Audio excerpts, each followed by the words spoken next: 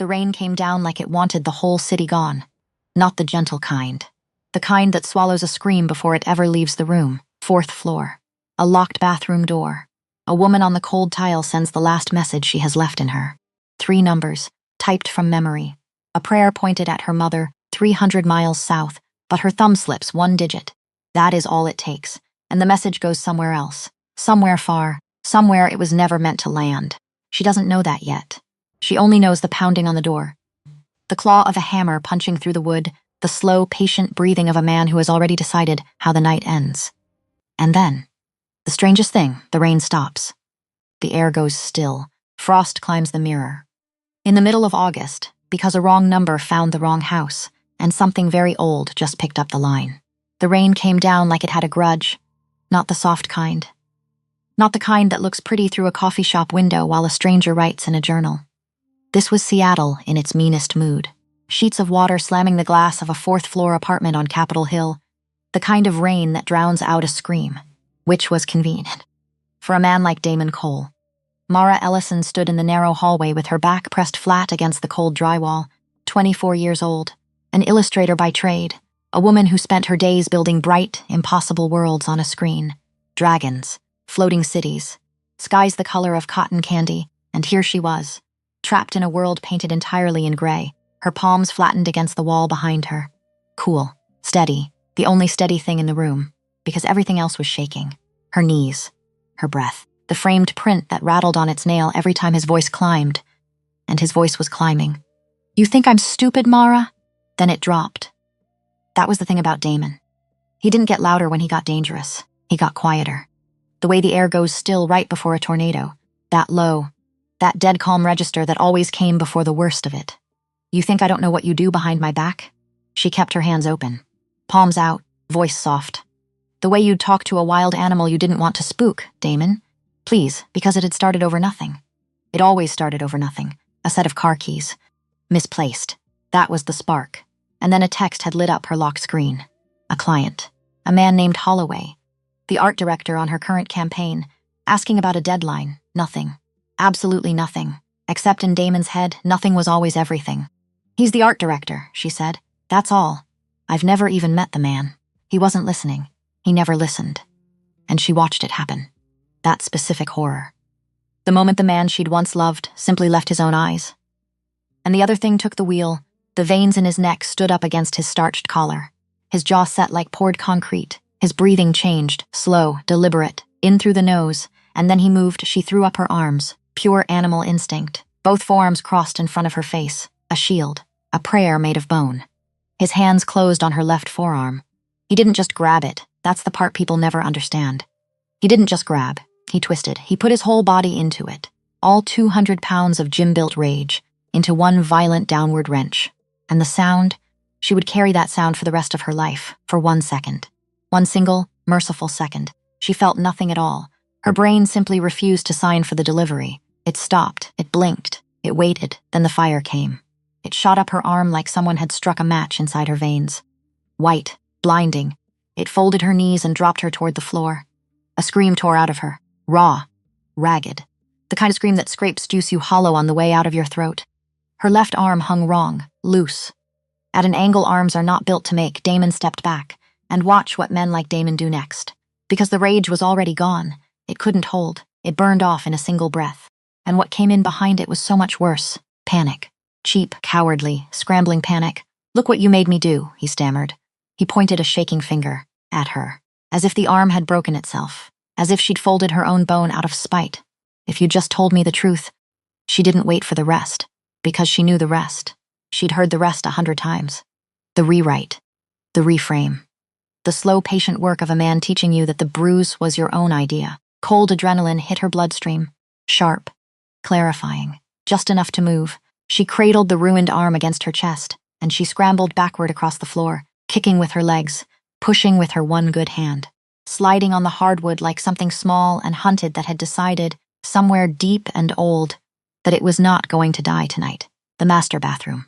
She hauled herself inside, threw her shoulder into the heavy oak door, slammed it, and with her good hand, her shaking, blood-slicked hand, she threw the deadbolt. A fraction of a second later, his shoulder hit the wood from the other side.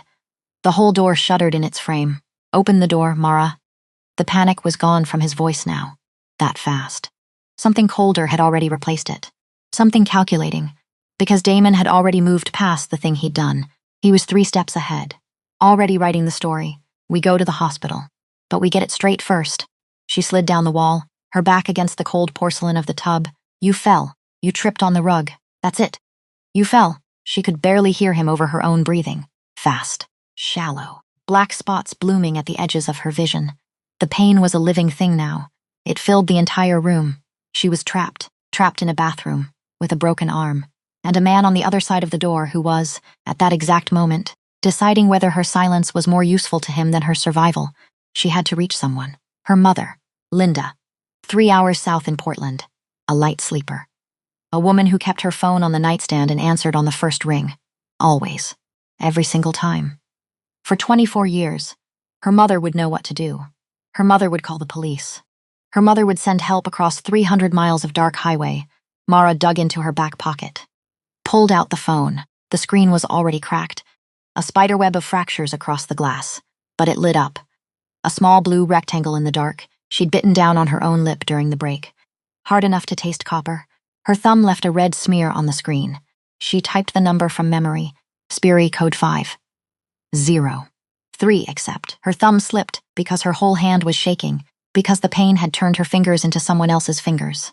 Because shock does things to a body that the body never agreed to, she hit a 4 instead of a 3, 5, 0, 4, a code from somewhere else, somewhere far. Somewhere lost in the vast humming labyrinth of cell towers and switching stations that stitched this whole country together in the dark. She didn't notice. How could she notice? Her arm was broken. A man was breaking down the door. She was not checking area codes. She was drowning. She tapped out the message, fast, frantic, ignoring the typos, ignoring everything but the words. Mom, please. Damon lost it. He broke my arm. I'm locked in the bathroom and he's trying to break the door down. I think he's going to hurt me. Help me. She hit send. And outside the door, the pounding stopped. The silence was worse. She could hear him breathing on the other side of the wood. Heavy, slow. And then his voice came again. Terrifyingly, impossibly calm. I'm going to the kitchen. To get the hammer, she stopped breathing. If this door isn't open when I come back, I take it off the hinges. And you'll be sorry you made me. His footsteps retreated down the hall. And Mara squeezed her eyes shut and sobbed into her knees, cradling the arm that no longer worked, waiting for the reply because her mother would reply. Instantly. Her mother always replied. The phone buzzed in her palm. She gasped, wiped her eyes with the back of her good hand, leaned into the glow to read the words that were going to save her, except the name at the top wasn't Mom. It was a string of numbers. A number she didn't recognize. And the words were not the words of a frightened mother in Portland. I am not your mother. Mara's blood went cold. The phone nearly slipped from her sweaty grip. She read it again, as if reading it a third time might rearrange the letters into her mother's face. A wrong number. She had sent her last message on this earth, maybe. Her final desperate plea. To a stranger. To no one. To a phone in some other city, in some other life. She was alone. Completely, utterly, alone. And down the hall she heard it. A kitchen drawer. The clatter of metal on metal. His footsteps starting back. She couldn't even reach the despair. Her mind just went white. But then, on the cracked screen. 3 little dots. Typing. She held her breath. Watched those 3 gray dots pulse in the dark like a slow heartbeat, and a second message arrived. But I am on my way. She blinked. Do not leave the room. Close your eyes. Mara stared at the glass. An impossible message. On my way where? Here, to this bathroom. Who was this? A stranger, hundreds of miles away, bored, cruel, playing a game with a woman about to die on the floor, because that's what it had to be. Nobody could be on their way. Nobody had her address. Sure, the phone had its location on, but a text message didn't carry a street address across the country. A civilian couldn't track a plea in real time. That wasn't a thing. That wasn't a thing that happened in the actual world. It had to be a joke. Time's up, Mara, his voice, in the hall. Almost cheerful now. The head of the claw hammer punched clean through the center of the door. Splinters exploded into the bathroom. Skittered across the tile. She screamed. Pressed herself deeper into the corner. Wedged herself into the gap between the toilet and the tub. Small. Smaller. As small as a grown woman can make herself. A second hole tore open beside the first, and then his hand. Reaching through the ruined wood. Blind. Groping. fingers spidering down the inside of the door. Feeling for the deadbolt, she watched it happen in frozen horror, his fingers finding the metal, closing on it, turning. The lock slid back with a soft click. The door swung open, slow, on its wrecked hinges, and Damon stepped into the frame, the hammer in his right hand, his chest heaving, his face past anger now, past rage. Something like resolve had settled over it, the face of a man who has decided to finish a job and go to bed. I told you. Not to make me, he never finished the sentence because the world changed. One moment Damon stood in the doorway, hammer raised, and the next. Everything stopped. The rain. The endless hammering rain against the windows. Gone. The hum of the refrigerator down the hall. Gone. Even the sound of Damon breathing gone. A silence dropped over the whole apartment. Thick, heavy, wrong. The kind of silence you feel in your teeth, in your chest, like being lowered underwater. Like the entire world had been packed in wool, and the temperature fell, just fell. Straight down. Mara watched frost climb across the surface of the bathroom mirror in real time, feathering out from the corners, crackling. In August, in a heated apartment on the 4th floor, Damon froze. His eyes, for the first time all night, left Mara entirely. Snapped away, over his shoulder. Down the dark length of the hallway behind him. Who the hell are you? He turned, hammer up, facing something Mara couldn't see. Something standing in the dark of her own living room. How did you get in here? A voice answered, and it did not belong to a human being. It was smooth. Impossibly smooth. Deep. Resonant. Wrapped in an accent she couldn't place. An old-world cadence with velvet laid over the top of it. It stood the hair up on her arms. It woke something reptilian at the base of her skull that started, very quietly, to scream run. A plea was issued. The voice moved closer. Unhurried, it crossed the grid. A broken bird. Crying out for its mother, a pause. And you could hear the smile in it. That was the worst part, unfortunately for you. It reached my house instead. I'm calling the cops, Damon said. And he took a step back, into the bathroom. Retreating from whatever stood out there in the dark, they would be far too slow, and then, motion. Mara's eyes could barely track it. A blur. A dark shape flowing down the hallway like ink poured into water, and a hand, pale, long-fingered, elegant as a pianist's, closing around Damon's throat. Damon, 200 pounds, 3 mornings a week at the gym, lifted clean off his feet, like a coat off a hook. No effort at all, his shoes hanging 6 inches above the tile, the hammer dropped from his hand, clattered to the floor, useless. Damon kicked. Clawed at the wrist, crushing his throat, his mouth opened to scream. But nothing came out, only a thin, wet gurgle. The pressure had squeezed the scream right out of him, and then the figure stepped into the light. The dim light from the bathroom vanity fell across him, and Mara stopped breathing, because he was beautiful. That was the word her stunned brain reached for. Beautiful. Terribly, wrongly beautiful. A charcoal suit, cut close to a lean and broad-shouldered frame like it had been sewn onto him. Dark hair swept back, dry, not one drop of rain on him, which was impossible on a night like this, but it was the face, high cheekbones, a jaw you could cut yourself on, skin pale and smooth as polished marble, and his eyes. His eyes were not human eyes. The irises glowed, a deep crimson, burning in the dark like coals at the bottom of a fire that had been kept going for centuries. He held Damon in the air and did not blink. He tilted his head, a small, precise movement, and he studied the man the way a scientist studies something behind glass, with a mild, detached, almost bored kind of disgust. You snapped the bones of someone smaller than you. His voice was quiet now, almost gentle, which made it so much worse. Let us see how you enjoy the sensation. He used no weapon. He didn't need one. With his free hand, calm as a man reaching for a wine glass, he took hold of Damon's right arm, the same arm that had swung the hammer, the same arm that had broken hers. And with one small motion of his wrist, casual, he broke it. Damon's eyes bulged. A muted, choking sound forced its way through his crushed throat, pathetic, and then the man in the beautiful suit simply, let go. No, through. He threw Damon backward down the hall, like discarding something he'd finished reading. Damon's body flew, actually flew, and struck the far wall of the living room with the sound of a car folding. Plaster cracked, dust drifted down. And Damon crumpled to the floor and did not move, unconscious. Or worse. Mara couldn't tell, and in that moment, God forgive her, she could not bring herself to care. The silence came back, the thing in the beautiful suit turned around, slowly, to face the bathroom. And Mara pressed herself into the corner, shaking.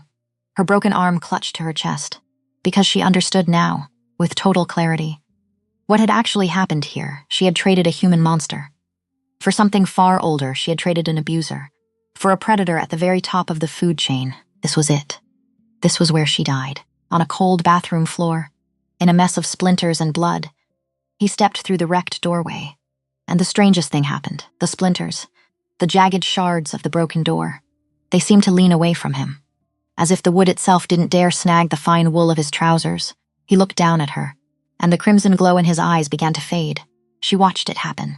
The burning red bled away, softened, warmed, draining down into a deep, rich human brown, and the predator's flatness melted off his face, replaced by something she would never have believed that face capable of: gentleness. A profound and almost sorrowful gentleness. He knelt, right there on the floor, in the blood and the dirt and the wreckage of the door. This impossible creature in his tailored suit knelt down, bringing himself to her eye level. "Do not be afraid, little bird." His voice had changed completely. Velvet now, a low, warm baritone. It wrapped around her frayed nerves like a blanket. "The brute will never lay a hand on you again." She stared at him, her mind clawing at the edges of a reality that had just torn straight down the middle. "You got my text," she whispered. Her voice cracked in half. "How? My network hears many things in this city." He raised one hand, slowly, and stopped it. Inches from her skin, he was waiting. She realized it with a jolt. He was waiting for permission. When a true cry for sanctuary crosses my wires, I listen, especially when the pain is so bright. It practically screams through the code. She looked at his hand, then up at his face, and she was in agony, her body sliding towards shock. But there was something else in the room now, undeniable, a stillness rolling off him in slow waves, commanding her panic to lie down. "To be quiet for 1 minute. My arm," she sobbed, the pain cresting back over the adrenaline. "It's broken, I know." He moved closer. "With impossible care, may I?" She nodded, weakly, barely. He took her elbow in one cool, firm hand and rested the other hand along the ruined forearm. "This will hurt for exactly 1 second. You must trust me." Before she could brace, before she could even pull in a breath, his grip tightened, and with one sharp motion he set the bones back into line. The scream came. She arched off the tile, but before the scream could finish, he brought his own wrist to his mouth and his teeth. His eye teeth lengthened, suddenly, and pierced his own pale skin. A single drop of blood welled up, and it was wrong, too dark, too thick. It caught the light and threw it back in colors that don't have names. Ruby shot through with something like oil on water. He pressed the bleeding wrist to her parted lips. "Drink." Just a drop, and she did. Instinct again. She swallowed, and it tasted like copper laced with lightning. It slid down her throat, and the whole world snapped into a terrible, sharp focus. A wave of heat surged out from her chest, down her left arm, and the pain, the blinding, absolute, all-consuming pain, was gone, just gone, replaced by a deep, crawling itch beneath her skin. 3 seconds, and then even the itch faded out. Mara gasped, yanked her arm out of his grip, stared at it, the swelling, gone, the wrong angle, gone. She flexed her fingers, one at a time, then made a fist. Nothing, no pain. Nothing at all. The bone had knitted itself whole, as if the last 10 minutes of her life had never happened. She looked up at him, her eyes wide as coins. "What?" Her voice failed her. "What are you?" He smiled, small, warm, a real thing this time. Though it never quite reached the old weariness sitting behind his eyes, he rose and held out his hand. "I am the king of this city's shadows, Mara Ellison," he said, her full name, easily, casually, though she had never once told it to him. "And you are coming with me. This place is no longer fit for you to stay." She looked past him, into the dark living room, where Damon lay crumpled and still against the broken wall. Then she looked back at the impossible, terrifying, beautiful thing, standing in her bathroom with his hand held out to her. And she should have run. Every rational part of her mind was shouting it. Run, get out. This is not rescue. This is a hook with something soft on the end of it.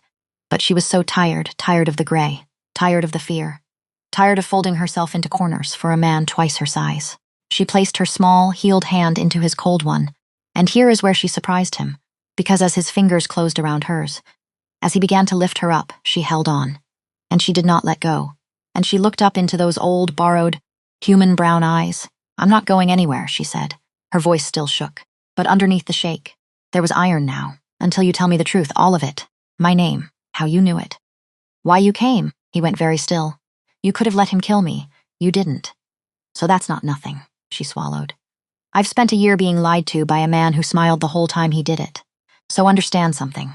I would rather crawl back into that hallway and take my chances with the hammer." then be handled by one more beautiful liar. For a long moment, the King of the Shadows said nothing. And then, slowly, something crossed his face she couldn't name. Surprise? Maybe. Or respect. Or something older than either of those. You are not what I expected, he said quietly. Neither are you. She lifted her chin. Now start talking. The rain, somewhere far away, began again. Softer this time. And the man knelt on that bathroom floor and told her his name. Caspian Vale, he said. That is what I am called now. It has not always been the name. But it will do. The car was a blur of quiet, velvet-lined luxury, a matte black SUV. Windows tinted so dark they seemed to swallow the city lights instead of throwing them back. It glided through the wet streets like something pulled by a ghost. No engine sound, no road noise. Just the soft hiss of tires on rain-slick asphalt and the drum of her own heart in her ears. She sat in the back. The smell of leather all around her, and under it something else, something metallic, ozone and old books, the smell of him. She kept flexing her left hand. Open, closed, waiting for the pain to come back. It never did. You said you'd tell me the truth, she said. Caspian sat beside her, a leather-bound journal closed on his knee. He didn't look at her, but she felt the whole of his attention. Fixed on her. Complete, I did. Start with the easy one. How did you know my name? That, he said, is not the easy one. She turned in the seat to face him. How did you know my name? A long pause. City lights sliding blue and gold across his marble face. Because I have been listening a long time, he said. There is a grid beneath this city, Mara. Beneath every city. Not the one made of wires and towers. Another one. Older. A grid of need. Of pain. Of the last signals people send when they have run all the way out of everyone else. His eyes found hers. I hear them all. Every real cry for help in the city passes through me. Most I let go. Most are not mine to answer, but mine was. Yours reached me directly. A wrong number, they will tell you. A slip of the thumb. 504 instead of 503. He almost smiled. I do not believe in wrong numbers. In a very long life, I have learned that the most important threads of a person are usually spun out of their mistakes. She let that sit in the dark of the car. Absorbed it. Believed it, somehow. The way you believe things at 3 a.m. after your whole world has already cracked open once. And Damon, she said. You said he'd never touch me again. But you didn't kill him. I saw him breathing. Caspian's jaw tightened. Just slightly. No, I did not kill him. Why not? He was quiet a moment, and when he spoke there was something careful in it. Something guarded, because I have a rule. I answer the cry. I stop the harm. But I am not an executioner. The moment I let myself become one is the moment I become no better than the things I hunt. He looked out the window. He will wake. His memory of tonight will be broken into pieces. My people will see to that, and he will be handled by the mortal world. In the mortal way, but she was watching his face when he said it, and she saw the flicker. The small thing he wasn't saying, because she'd spent a year learning to read the space between a man's words. You're not sure, she said slowly. You're not sure it worked? His silence was the only answer she needed, and neither of them knew it yet. But 3 miles away, in a bed on the 7th floor of Harborview Medical Center, Damon Cole was already stirring, his shattered right arm. The one Caspian had snapped like a dry branch, wrapped now in fresh white plaster. And under that cast, in the dark, against every law of human medicine, the bone had begun to knit fast, far too fast, because when Caspian's hand had closed around Damon's throat, when that ancient, impossible blood had run hot through the king's fingers, a single drop had found the split in Damon's lip, where the man had bitten down against the pain, just a drop, the same drop that had healed Mara's arm in 3 seconds flat. And Damon Cole opened his eyes in the dark, and flexed the fingers of a hand that should not have moved for 6 weeks. And they moved. He didn't understand it. Not yet. He understood only one thing. One thing burning bright in the wreckage of everything else. Someone had taken what was his. And he was going to get it back. The Vale estate did not so much appear as reveal itself. The SUV turned off the highway, onto a private road that cut into the dense black pines of the Pacific Northwest. Fog rolled thick off the water, and then a gate, wrought iron, massive, rising out of the mist like it has been standing there 1,000 years. It swung open without a single hand touching it, and the house Mara pressed her palm to the cold window and stared. It sat perched on a cliff, above the churning dark water of Puget Sound. Gothic stone and glass, ancient and impossibly modern all at once. Warm amber light glowed from 100 tall windows, and instead of looking cold, instead of looking like a place a monster would live, it looked like a lighthouse. It looked, God help her, like coming home. This is where I keep the people the world has forgotten how to protect, Caspian said quietly, as the car rolled to a stop. For as long as they need it, it is very hard to find, harder still to enter uninvited. Both the mortal world and the other one tend to lose the trail somewhere in those trees. She should have been afraid. She'd been afraid all night, all year, maybe her whole life. But as she stepped out of the car, into the cold, clean, pine-sharp air, with her healed arm swinging free at her side, and the great warm house rising up in front of her, Mara Ellison felt something she hadn't felt in a very long time. She felt the fear loosen its grip on her, just slightly, just enough. She followed him up the stone steps, toward the light, and far behind her, in a city drowning in rain, a broken man was pulling the IV from his own arm, already asking a nurse, in a voice that didn't sound quite like his own, which hospital they'd take a woman with a shattered forearm on the night of a bad storm. The wrong number had been sent. The king had answered. And somewhere out in the dark, a debt older than both of them had begun, very quietly, to wake up. The first thing Mara learned about living in a house full of shadows was that the shadows had opinions. 3 weeks. That was how long she'd been at the Vale estate. 3 weeks of waking in a bed the size of her old apartment. 3 weeks of morning fog rolling off the sound. 3 weeks of a life so soft, so quiet, so safe, that it felt like a costume she hadn't earned the right to wear. They'd given her a studio. That was the part that undid her. A whole room, south-facing, flooded with light, easels and brushes and pigments she'd only ever read about. Caspian had built it without asking, just handed her the key one morning, and watched her face when the door swung open, and she'd cried. Right there, in front of the king of the shadows. Because in 24 years no one had ever looked at the thing she loved, and decided that it mattered, so she painted. And in the evenings, she talked long conversations by the library fire, him in a leather chair that had probably held 100 years of him. Her curled up on the rug like a cat, and she'd ask him things, impossible things. What the world smelled like before there were cars. Whether he remembered the first electric light he ever saw, whether it had frightened him. Everything frightened me once, he said. You lose the habit, and she almost believed him. That nothing frightened him anymore, until the night she found out that wasn't true at all. She wasn't sleeping. The thing she hadn't told him, because ever since that single drop of blood had slid down her throat on a broken bathroom floor, ever since her arm had knit itself whole in 3 seconds, something in her had come loose. Some door she couldn't find, left standing open, and through it came the voices. Not loud, not at first, a whisper on the edge of sleep. A woman crying somewhere she couldn't see. A child's fear, sharp and small, a man's last slow thought dissolving into nothing. She'd sit up in the dark, heart slamming, certain someone was standing in the room, but no one was ever in the room, because the voices weren't in the room. She was starting to understand that now. They were in the grid, the old grid. The one made of need, she could hear it, she. A 24-year-old illustrator from Portland who'd never so much as had a premonition. Could hear the whole aching hum of a city's pain, and she didn't know what it meant. Except that it meant something. Because you do not drink a monster's blood and walk away the same. She just hadn't told him yet. Because, and she was a little ashamed of this, a small, stubborn part of her wanted one thing that was hers.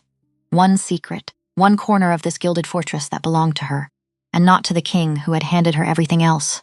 So she kept it, for now. But the grid, it turned out, did not like to be kept quiet. Because the night after she noticed the voices getting stronger, she noticed something else, a pattern in them. Certain threads that pulsed near the house, certain cold presences that moved through the halls, and one thread in particular, silver bright, watchful, that seemed to circle her studio door. She didn't have a name for it yet. She would. Soon enough. The garden was where the woman found her. It was late. Fog everywhere, the kind that turns the whole world into a held breath. Mara had gone out to walk it off. The voices had been loud that night, and Caspian was away. Attending, he'd said, to the affairs of the city, which she'd learned meant something she probably didn't want a full accounting of. And that was when the temperature dropped. She knew that feeling now. That specific chill. It meant one of them was near, so you're the pet. The voice came from behind her, and Mara turned. The woman was tall, regal, hair like spun silver falling past her shoulders, and eyes, pale, glittering, cold as the inside of a freezer. She moved through the fog like she owned the very air she walked through. Heels clicking on the wet stone, slow, deliberate. Circling, the one who summoned the king with a text message, a smile that didn't touch her eyes. How quaint. How very pathetic. Mara stood her ground, which surprised her. The old Mara would have folded, would have apologized for taking up space. But something in 3 weeks of safety had straightened her spine. I'm not a pet. I'm a guest, the woman laughed. A sound like a wine glass cracking down its side. Caspian doesn't keep guests, girl. She stepped closer, and the cold rolled off her in waves. He keeps curiosities. Things that amuse him. Until the boredom sets back in. And believe me, the boredom always sets back in. He has lived a very long time. What could you possibly offer that he has not already tasted 1,000 times over? He saved my life. He played the hero. She was inside Mara's space now, close enough that the chill bit through her sweater. He feeds on being needed. It is the only thing that still feeds him at all. But the day you become a liability, the day the human world comes sniffing down the trail he left behind him in that apartment, he will set you down as easily as he set down your little hammer-swinging boyfriend.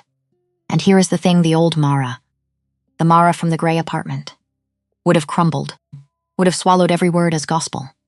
But the new Mara, the Mara who could hear the grid, was listening, not to the words, to the thing running underneath them, because Mara had spent 1 full year in a house with a man who lied for a living, and she had learned, she had learned, that the surface of a lie is always smooth, but underneath it, there is a texture, a snag, a reason. And this woman, this beautiful, poisonous woman, had a reason. You want something, Mara said. The silver-haired woman went still. Excuse me, you didn't come out here into the fog at midnight to warn a pet. People who don't care don't bother to circle you in a garden. Mara's heart was hammering, but her voice held level. You're not warning me away from him. You're trying to move me off a square, because I'm standing in the way of something you want. For 1/2 second, 1 flicker, the mask slipped and Mara saw it, a flash of pure cold fury. The fury of someone who has just been read like an open book. Get out of the garden. The voice boomed across the fog, deep, furious Caspian. He stood at the edge of the pergola, a darkness crackling off him, something Mara had only seen once before. On the night they met, the woman didn't flinch. She smiled, a thin, cruel line. I was only welcoming the new addition, Caspian. She bowed her head, mocking, and slipped past him into the shadows, gone. He crossed the garden in 3 long strides, and the fury drained from his face the instant his eyes landed on Mara. Replaced by something raw, did she hurt you? No, Mara studied him. She said, I'm a hobby to you, a thing you keep. Until you get bored. His jaw tightened. Her name is Isolde. She is a creature of pure malice. She cannot understand what she does not possess, and she cannot stand that for the first time in an age. I have found myself. Anchored, he reached out, took her face in his hands. His thumbs traced her cheekbones, and his touch was warmer than the night around them. You are not a hobby. You are the first thing in this long, cold life that has made me want to be awake before the sun goes down, and it was a beautiful thing to say. It was. But Mara, standing there in the fog, with his cool hands on her warm face, was still hearing the snag in Isolde's voice, because Isolde wanted her gone. And Isolde was afraid, and people are only afraid of the things that can take what they want. She started paying attention after that. That was the second thing she learned about the house, that it was full of doors she hadn't opened yet, and now she started opening them. Not the literal ones, the other kind. The doors in conversations, the gaps in stories, the names people stopped saying the moment she walked into a room. And she used the grid, because she'd figured out something about the voices. They weren't just noise. They were a sense, a new one. And like any new muscle, it grew stronger the more she leaned on it. She'd close her eyes by the library fire, and she'd reach, out past the walls, into the hum, and she could feel threads, intentions, the exact shape of a lie. It felt like the first real power she'd ever held in her hands. And one night, she reached toward Isolde. She shouldn't have. She knew that even as she did it, but she wanted the truth. And the truth was that Isolde was hiding something the size of a house, so she closed her eyes by the fire. And she reached. And what she found chilled her to the bone, because threading out from Isolde, faint but unmistakable, was a line, a signal, going out, past the walls, past the wards, out into the mortal world, to someone, a group of someones, people who dealt in the old knowledge, people who hunted things like Caspian for a living. Isolde was talking to hunters. Isolde was feeding them. And the thing she was feeding them, the bait, the lure, the one loose thread they could pull, was Mara. She confronted her in the East Wing, foolish maybe, but Mara had run all the way out of patience for other people's games.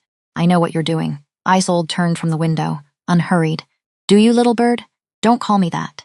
That's his name for me. Mara's hands were shaking. She didn't let them stop her. You're feeding me to the hunters. A location. A pattern. Something. Because if I'm the thing that breaks his cover, then it's my fault when it all comes down. Not yours. Isolde's smile faded, and what replaced it was worse. Because it was honest. You clever little thing, she breathed. He didn't tell you what you are to him, did he? He didn't tell you why he came running. He came because I called. He came because you called with her voice. The words landed like a slap. What? But Isolde was already moving toward the door. Silver hair catching the moonlight. Ask him about the girl he was too late to save, she said. And then ask yourself why a man who has ignored 10,000 cries for help came racing across a city. For yours. And she was gone. But Isolde had made one mistake. She had assumed that Mara would sit on the knowledge, that she would carry it quietly, that she would let the poison do its work. She had assumed wrong. Because Mara did not go looking for Caspian to weep. She went looking for him to warn him. She found him in the war room beneath the house, and she laid it all out, flat, clear, the signal, the hunters, the bait. Every thread she'd followed in the dark behind her own eyes. Caspian listened, and his face went from stone to fury, to something very old and very tired. How long have you known you could do this? He said quietly. Read the grid. Follow a thread to its source. She hesitated. 3 weeks. Since the blood, he closed his eyes. Just for a moment, and when he opened them, there was grief in them. But there was no time for it. Then we settle Isolde tonight, he said, before she can hand them the last piece. They settled it in the great hall. Caspian did not send others to do it. That surprised her. He went himself, down the long stone corridors of his own house, to a set of rooms Isolde had been given 3 centuries ago, and Mara followed. Because she was done being left in other rooms while men decided things, Isolde was waiting. Of course she was. She'd felt them coming, and she stood in the center of her chamber, silver hair loose, a small, cruel smile on her mouth, like a woman who had been rehearsing this scene for a very long time. You'll thank me eventually, she said. When you're free of her. When you remember what you are, I remember exactly what I am, Caspian said. That is the problem. You never understood the difference between us, Isolde. You think I hunt because I am a predator. I hunt because I remember being prey. Sentiment, she spat. Survival, he said. And then the grid lit up. Mara felt it before she saw it. Isolde's intention snapping taut, reaching. Not for a weapon, for a signal. One last transmission, the final coordinates, the one piece of information that would turn a suspicion into an address the hunters could drive to. She was going to send it. Right now. In front of them. Because she thought she was fast enough, and she would have been. Against Caspian, who had to cross the room, but not against Mara, who didn't, because Mara had learned something in 3 weeks of listening, that the grid was made of intention, and that a message is just an intention with a direction, and that she had spent her whole life having other people's intentions forced onto her. And she was very, very good, it turned out, at refusing them. She closed her eyes, and she reached out, and she found the taut, humming thread of Isolde's transmission, already leaving, already halfway out into the dark, and she grabbed it, and she pulled it back. Isolde's eyes went wide. Her hand flew to her own temple. The signal collapsed, folded in on itself, died before it cleared the walls of the house. What? Isolde breathed, staring at Mara now, really staring, for the first time. Not at a pet, not at a curiosity, at a threat. What are you? I'm the thing you should have been afraid of, Mara said, and Caspian crossed the room. He did not kill her. He never did. But he took hold of the schemes she'd spent 300 years weaving, and he unmade the trust that had let her walk his halls, and he called for the old ones who kept the house, and Isolde was taken away, somewhere far, somewhere she could do no more harm, to be dealt with by their kind, in their way. And then it was just the two of them again. In the emptied room, you should have told me, Mara said, about the grid, about what I can do. You knew, didn't you? You've known this whole time, I suspected. And Isolde said, she stopped, made herself say it. She said I called with someone else's voice, a girl, someone you were too late to save. She told me to ask you why. Caspian went very still, and Mara watched the last of the king drain out of his face, and what was left was just a very old man, standing in a room full of the past. Then I will tell you, he said, all of it, but not here. He led her back to the library, to the fire, to the leather chair that had held 100 years of him, and he told her about the year everything broke. It was a long time ago, a bad year. A sickness was moving through the cities, the flu. It was killing more people than the war just ended had killed in the trenches. The city was full of the dying and full of the desperate, and I was. Younger then. In the ways that matter, I still believed I could save everyone, that what I could do was a gift, and not a sentence. He looked into the fire. There was a girl. She sent out a cry, a true one. From the very bottom of everything, and I heard it, and I hesitated. Why? Because answering it meant crossing a powerful man, a dangerous one. And I told myself I would go the next night, that she could wait one night. His voice went flat, dead. She could not wait one night. Mara didn't breathe. By the time I reached her, she was gone. And I made a promise, on whatever a thing like me has left to swear on, that I would never hesitate again, that I would never again let a single night stand between a cry and my answer. He finally looked at her. That is why I came, Mara. That is the only reason. Not because you sound like a ghost, not because you wear anyone's face, but because 100 years ago I was too late for a frightened girl, and you called. And I would not be too late twice. And there it was, the truth she'd been chasing. And it was not the cruel version. Isolde had bent it, twisted it into something ugly. He hadn't come because Mara was a photograph he was trying to bring back to life. He came because he could not stand to make the same mistake a second time. There's more, she said softly, isn't there? The powerful man. The one you'd have had to cross? Caspian nodded slowly. I crossed him in the end. Too late to save the girl, but not too late to make an enemy for a century. He met her eyes. His name does not matter anymore, but he had a brother, and the brother is still walking the earth, waiting for the day I finally let someone close enough to be used against me. The fire popped, and now, Caspian said quietly, I have. They came 4 nights later, not with guns. That was the first surprise.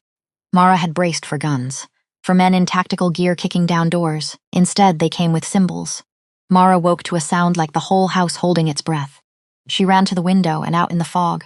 Past the tree line, small lights had begun to appear. Blue, cold, wrong, burning in patterns on the ground, on the trees, on the very air itself. Wards, Caspian called them when she found him. Ancient traps woven into the land, designed not to kill him. Not yet, designed to cage him, to bleed off his strength.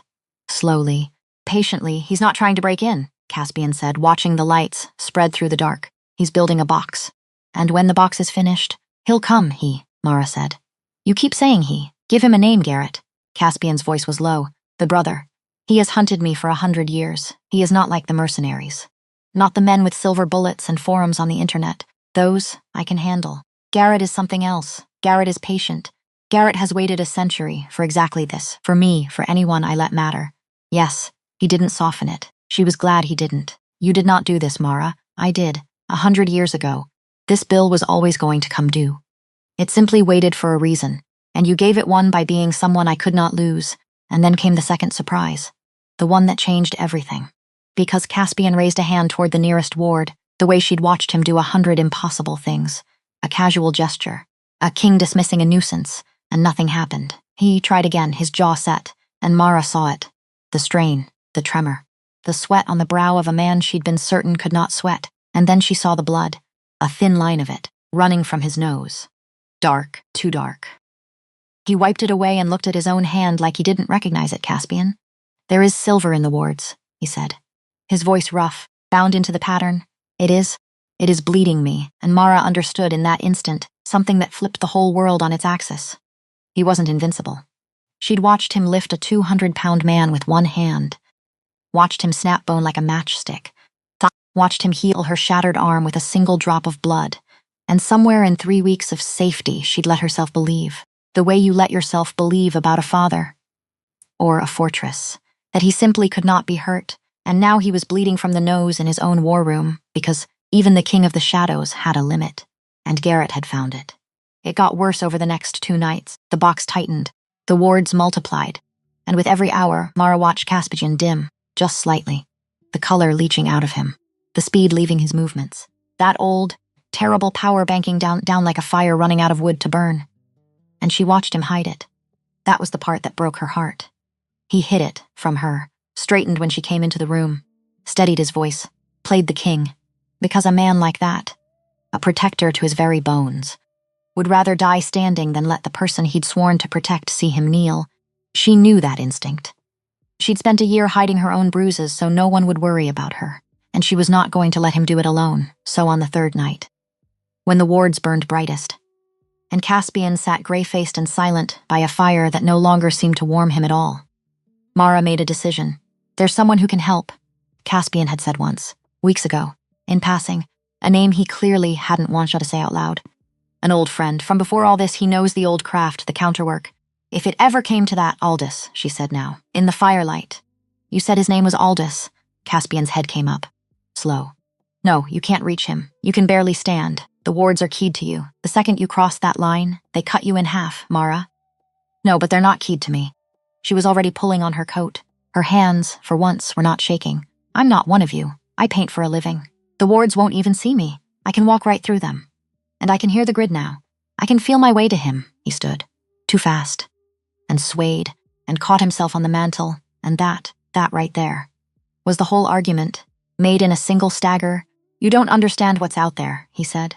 No, she agreed. But I understand what's in here. She crossed the room to him, and she took his cold face in her warm hands, the way he had once taken hers, and she made him look at her. You crossed a whole city for me, on a promise you made to a girl 100 years ago, because you couldn't stand to be too late again. Her voice dropped.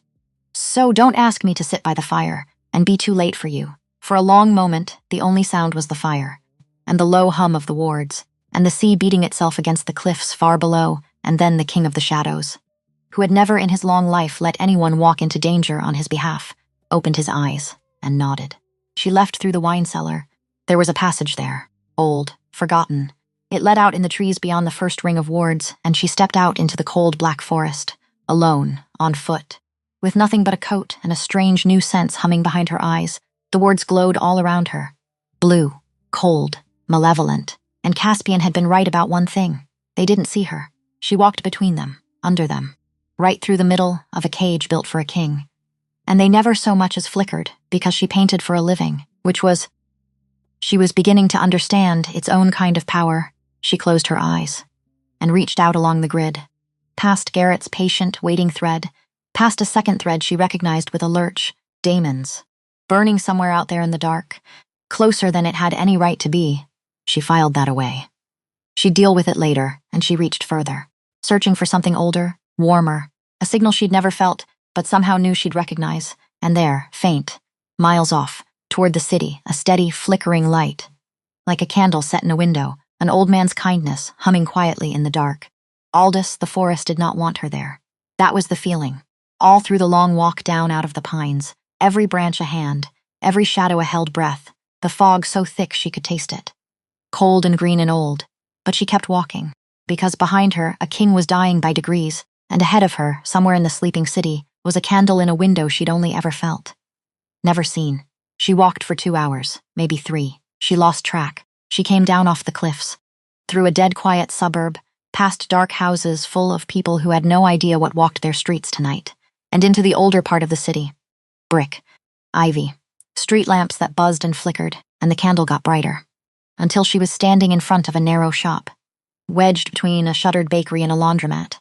A hand-painted sign faded almost to nothing. No name on it. Just a symbol she didn't recognize but somehow knew. The same shape that had glowed in the wards. Except turned inside out.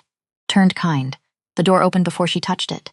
You walked, said a voice from the dark inside, dry, amused, old as gravel, through Garrett's wards, on foot, in the middle of the night, a pause. He always did underestimate the small doors. Mara stepped inside. The shop was a lifetime of clutter. Books stacked to the ceiling, jars of things she didn't want to name.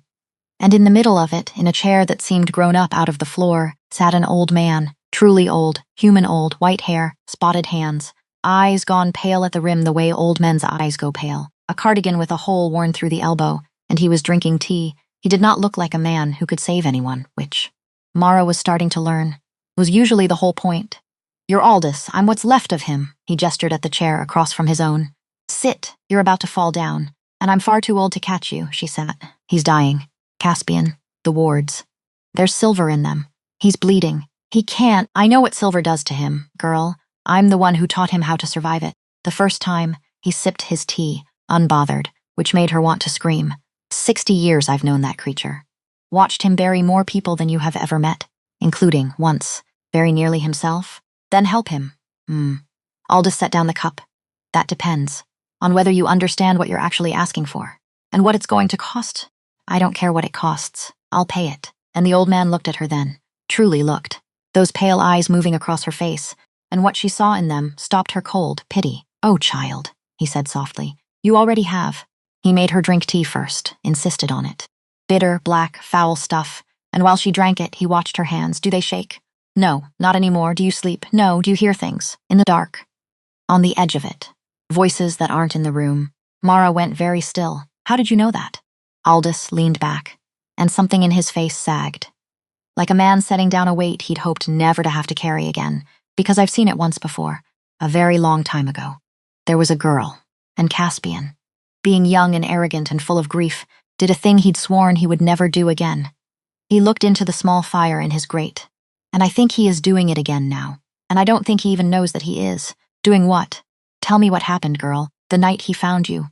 Every part, especially the part with the blood, so she told him, the bathroom, the hammer, the broken arm hanging wrong against her chest, and then Caspian, the wrist, the bite, the single drop pressed to her lips. Drink. Just a drop, and the way the pain had vanished. And the itch beneath her skin, 3 seconds. Gone, Aldous closed his eyes while she talked, and by the time she finished, his old hands were gripping the arms of his chair. White at the knuckles, 1 drop, yes, to close a wound like that, a shattered arm. In seconds, he shook his head slowly. You don't understand what that is, do you? He didn't tell you. Of course he didn't tell you. Tell me what? And the old man opened his eyes. His blood doesn't heal, child. Not really. It's not a cure, it's a bridge. It builds a road. From his world, into yours. He tapped his own chest with 1 crooked finger. And once that road is built, something has to cross it, in 1 direction. Or the other. Mara's mouth went dry. What does that mean? It means the blood is inside you now, working. It fixed your arm because that is the first thing it does. A promise, of a sort, a down payment. But it doesn't stop there. It never stops. It's changing you, a little more every night. That's the voices. That's the sleeplessness. That's the grid opening up behind your eyes. He leaned forward. It's turning you into him, slowly. And you have, I would guess, a little time yet. How little? Days, girl, not weeks. Days. He held her eyes so she couldn't look away. The change is nearly finished. You've been walking toward the edge of it for a month without knowing. You're close now. Close enough that I can smell it on you like frost. The room tilted. What happens when it finishes? 1 of 2 things. He held up a single spotted finger. 1. You drink again. Fully, this time. Not a drop. All of it. And you cross the bridge. And you become what he is. And you go on. A 2nd finger. 2. You don't. And the bridge, half-built, collapses. And it takes you down with it. His hand fell back to his lap. That is the polite way of saying that it kills you. And it will not be quick. And it will not be kind. Silence. The fire popped in the grate. And somewhere very far away, Mara heard herself ask the question in a voice that didn't sound like hers. When was he going to tell me? Aldous didn't answer. Which was its own answer. When was he going to tell me, Aldous? I don't think he was. I think he meant to wait. Until the choice made itself. Until you were sick enough, scared enough. That drinking felt like a rescue instead of a cage. Because that's the coward's mercy, isn't it? To never once hold the knife. To just let the wound get bad enough that the person begs you to cut. And Mara Ellison, who had spent 1 full year with a man who rewrote her reality 1 gentle lie at a time, felt something in her chest turn to stone, because she knew that particular kind of love. The kind that decides for you. The kind that keeps you in the dark for your own good. The kind that calls control by the name of protection. She had run 3 states and swallowed a monster's blood to escape it, and it had followed her all the way here. Will you help him? She said. Her voice flat now, emptied out. Yes, Aldous rose. Old bones creaking. Not for him. For you. Because a debt is a debt. And I've owed that creature mine for 60 years, and I would rather clear it helping the girl he lied to. Then the king who lied, he shuffled to a shelf, began pulling down jars. The wards can be broken. From the inside. There's a counter pattern. Salt and iron and a word or 2 I'll teach you on the way. It'll drop the silver long enough for him to move. But it has to be done at the center. At the very heart of the cage. The house, he began stuffing things into a canvas bag. So we're walking straight back into the trap you just walked out of.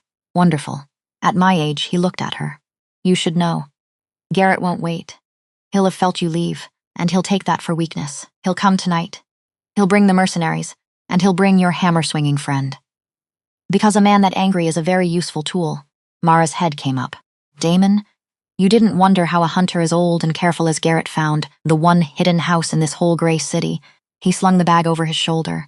Your Damon has a little of the king in him now, a single drop. Same as you had. Not enough to change him, but enough to make him findable. Trackable.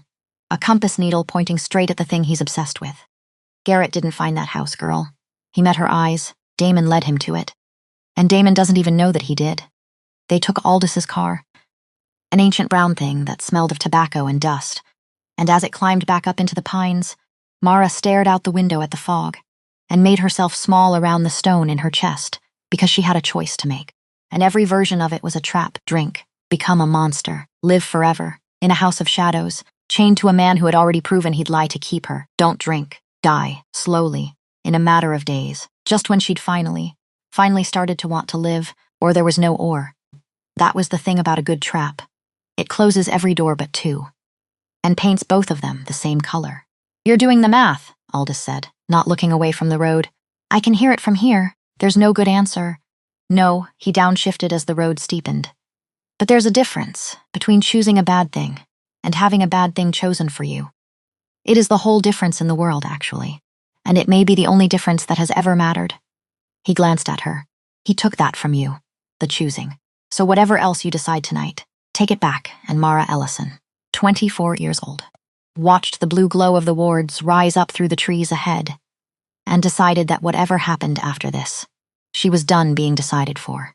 The house was already under siege when they arrived. They didn't go in the front. Aldous knew the small doors too. He pulled the car off into the trees a quarter-mile out, and they went the rest of the way on foot. And Mara felt it before she saw it. The grid was screaming, Damon's thread, burning close, Garrett's, cold and patient and everywhere at once, and a dozen others. New, mortal, frightened but greedy, mercenaries, men who had taken money to hunt a nightmare and didn't quite believe in it yet. They were going to believe in it very soon, and through all of it, under all of it. One thread going dim, flickering, guttering like a candle in a draught. Caspian. Hurry, Mara breathed. They came out of the trees at the cliff's edge, and there was the house. And Mara's heart seized in her chest, because the 100 amber lights that had looked like a lighthouse on the night she arrived were dark. Everyone. Snuffed out, and the wards blazed all around it now. A ring of cold blue fire, so bright it hurt to look at directly, and beyond the ring, on the wide stone drive, under a sky the color of a bruise, stood the men, 10 of them. 12 in dark gear, carrying canisters that hissed with silver mist, and at their center, 2 figures, one she didn't know, tall, still, ancient in a way she could feel from across the whole clearing, a long gray coat, a face like a closed door. Garrett, and beside him. Gaunt now, hollowed out, his right arm, the one Caspian had broken, hanging whole and healed at his side, his eyes wide, lit from within by something that had eaten the rest of him alive. Give her back, Damon screamed, and his voice tore across the drive. She's mine. Give her back. And from the dark doorway of the house, a voice answered low, rough, but unbroken. She belongs to no one, Cole, Caspian. Stepping out into the ward light, swaying, bleeding from the nose, gray as ash, but standing. God, still standing. Least of all to you and Garrett, silent all this while. Raised one gloved hand, and the mercenaries fired. The silver mist filled the air, acrid, burning. It rolled across the drive in a wave, and Caspian walked into it. Mara wanted to scream, wanted to run. Aldous' old hand clamped down on her shoulder like a vice. Not yet. The center. We have to reach the heart of the wards. His fight is the distraction. Ours is the real one. Move, and they ran, along the tree line, around the edge of the blazing ring, toward the old wine cellar door. While out on the drive the impossible happened, because Caspian, dying, poisoned, bleeding from every soft place in his body, walked through the silver mist, and it seared him. She could see it searing him from across the clearing, and he did not slow down. He crossed the whole drive in a handful of terrible seconds. And he reached Damon first, not Garrett. Damon, because Caspian understood something Garrett didn't, that the tool is not the hand that holds it, and that mercy, sometimes, wears the face of the thing that looks like cruelty. He caught Damon's wrist, and he pressed his other hand flat to Damon's forehead. And even at a dead run, Mara felt it ripple across the grid because Caspian reached into Damon Cole's mind and began to take it apart. The cellar door was locked. Of course it was. Move, Aldous grunted, and produced from his bag a length of iron and a fistful of gray salt and a low string of words in a language that made Mara's teeth ache. The lock gave with a groan. They plunged into the dark. Down stone steps slick with damp, through the wine cellar, into the war room beneath the house. Here, Aldous dropped to his knees at the center of the stone floor, the heart of it. Every ward is tied here, to the foundation. You anchor the cage to the very thing you're caging. His old hands moved fast now, drawing shapes in salt, laying iron in lines. You'll say the last part, not me. It has to be a living voice, fully human. And I'm most of the way out the door already. Tell me what to say, he told her. 6 words, old ones, heavy ones. She didn't understand them. She didn't have to, and she was drawing breath to speak them. When the cellar door at the top of the stairs blew off its hinges, Damon came down the stairs like something falling. His right arm hung wrong again. And his eyes. God, his eyes. There was almost nothing left in them now. Caspian had gotten into his mind, started pulling it apart, and then the fight had dragged the king away, half finished, leaving Damon emptied, but not gone. A hollow man running on the last dregs of a single obsession, Mara, and her name in his mouth was the worst thing she had ever heard, because there was no memory left behind it.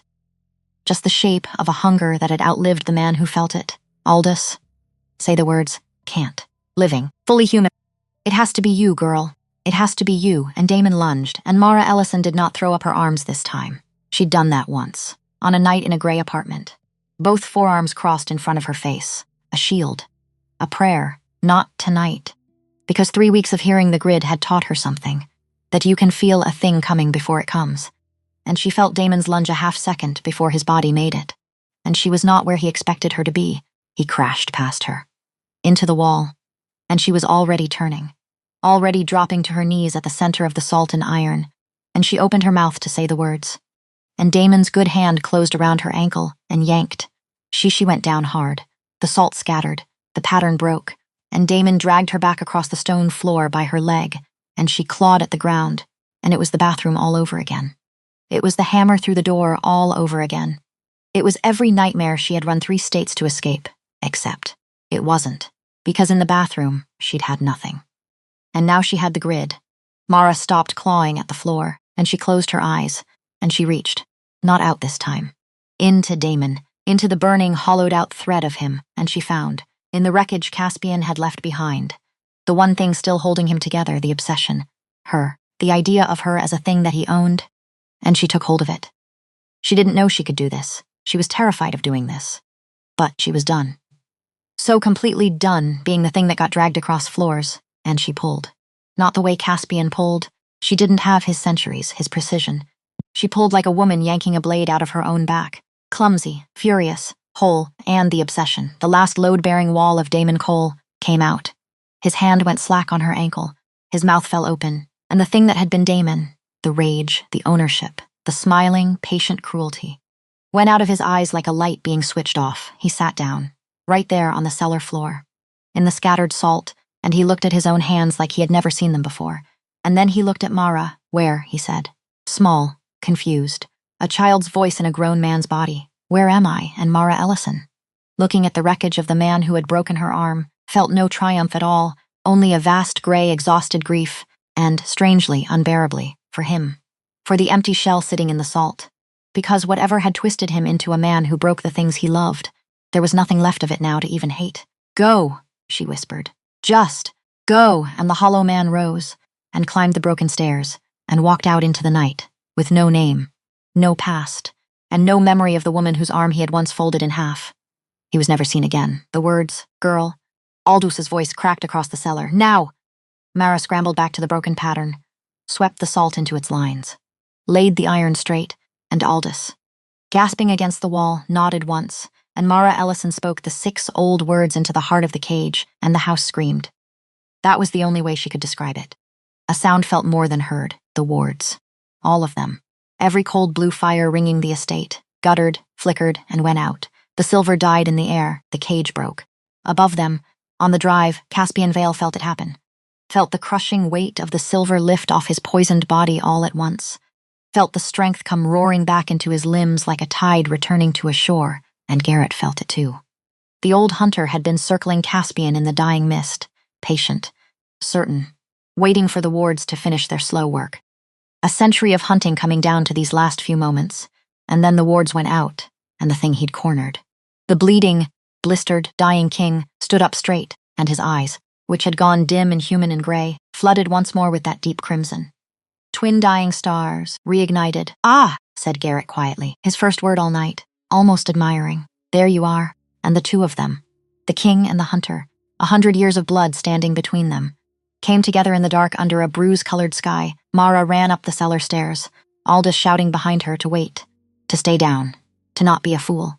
She was going to be a fool. She came out into the great hall just as the front doors blew inward, and there, at the top of the grand staircase, under a skylight full of a red and swollen moon, Caspian and Garrett fought. And it was not like the fight in the apartment. That had been a lion among lambs. This was two ancient things, evenly matched, tearing at each other with a speed her eyes could barely follow. Garrett was old, and Garrett was ready. 100 years of preparation, silver blades, words that burned, traps folded inside of traps, and Caspian was still hurt. The wards were down, but the poison was still in him. He was losing.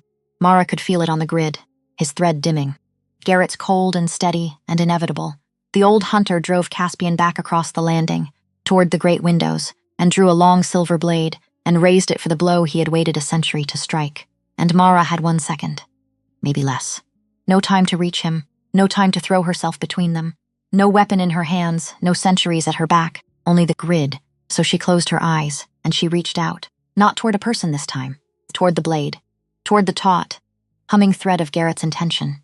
The whole 100-year weight of it. Aimed. Ready. Falling, and she grabbed it, and she did not pull it the wrong way. She wasn't strong enough for that. Not against a hunter this old. But she did not have to turn the blade. She only had to make it hesitate. She seized his intention, and for 1/2 second, one single skipped heartbeat, she held it still. The way a hand laid flat on a bowstring holds an arrow. Not forever. Not even for a full breath. Just long enough. Garrett's blade wavered. His head turned. Something in the rhythm of 100 years' certainty stuttered. As if a thought he did not recognize had wandered into his own head. And that stutter was all Caspian needed. The king caught the hunter's wrist, the one holding the silver blade, and the two of them stood there. Locked, straining. 100 years of hatred balanced on a single point of contact. And Caspian did not break his arm. He could have. But he didn't. Instead, bleeding, exhausted, poisoned. He looked the old hunter in the eye, and he said the only 3 words that could ever end a war that old: "I am sorry." Garrett went still. "For your brother," Caspian said, his voice barely a rasp. "He was a monster, and I killed him for it, and I would do it again. But the girl he served, the one I was too late to save, she has never once left me, not in 100 years, not one single night." His crimson eyes held the hunter's. "You have spent a century hunting me for a death, and I have spent that same century haunted by the one I could not prevent. We are not so different, you and I. We are just 2 men, who could not save someone, and could not forgive ourselves for the failing." And Mara, watching from the foot of the stairs, saw something in the old hunter break, not his body, the other thing, the certainty, the clean, cold hatred that had let him believe, for 100 years, that he was hunting a monster, because you can hunt a monster, but it is very, very hard to hunt a man who is sorry. Garrett looked at Caspian for a long time, the red moon washing over both their ruined faces. And then, slowly, he lowered the silver blade. "She had a name," the hunter said. "Rough. Cracked, the girl. Did you ever even learn it?" "Every night," Caspian said. "I have said it every night for 100 years, and he said it, softly. So softly that Mara, at the bottom of the stairs, never quite heard it. But Garrett heard it, and whatever the name was. It was the right one, because the old hunter closed his eyes, and a single tear cut a clean line down through the grime and blood on his face, and he sheathed the blade, and he turned. And without another word, he walked down the grand staircase, past the wreckage, past Mara, out through the shattered doors, into the fading dark. He did not look back, and he never came again. The mercenaries had fled the moment the wards fell. Men who take money to hunt nightmares tend not to linger once the nightmare stands up straight.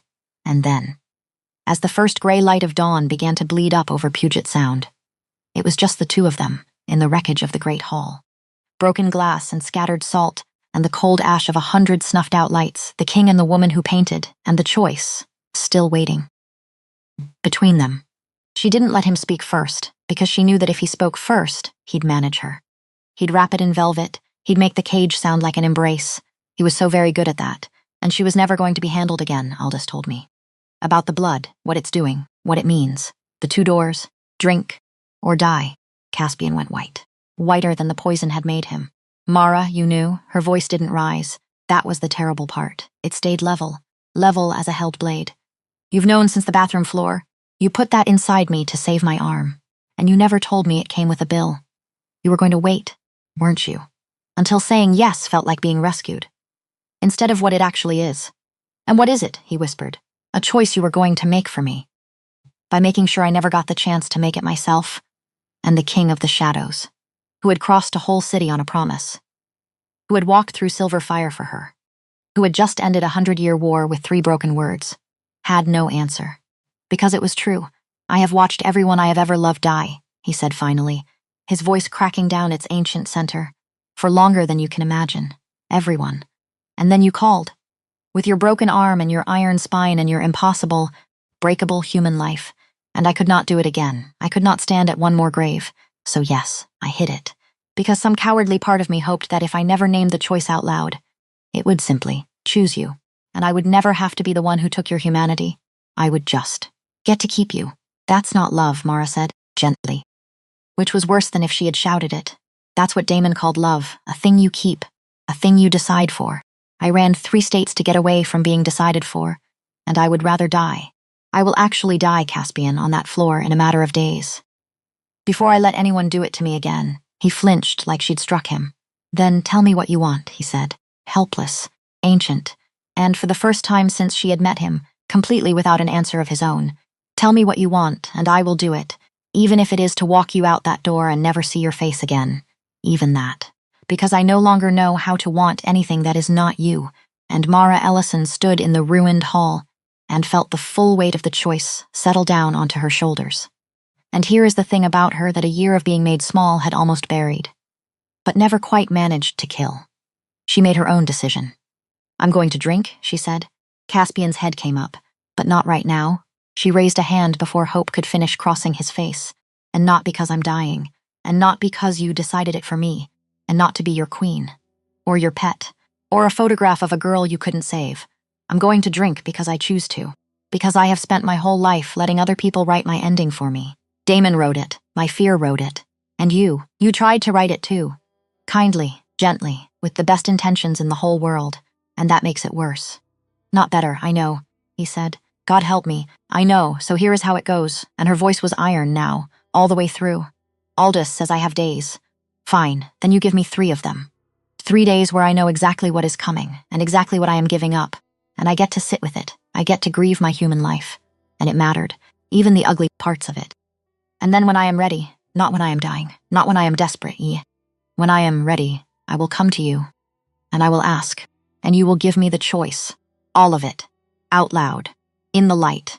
And I will drink because a whole person decided to, and not 1 second before.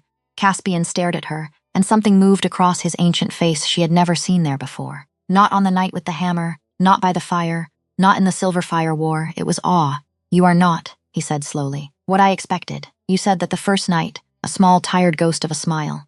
On the bathroom floor, it is more true now than it was then. Good. She let out a breath she felt like she'd been holding for an entire year. Then we understand each other. She took her 3 days, and she spent them living. She painted. God, how she painted. Sky's the color of everything she was about to leave behind. She called her mother in Portland. Really called her. Talked for hours. Cried. Told her a story about a new job in a new city. A fresh start. Don't worry, Mom. I'm safe now. I'm finally safe. And it wasn't a lie. Not really.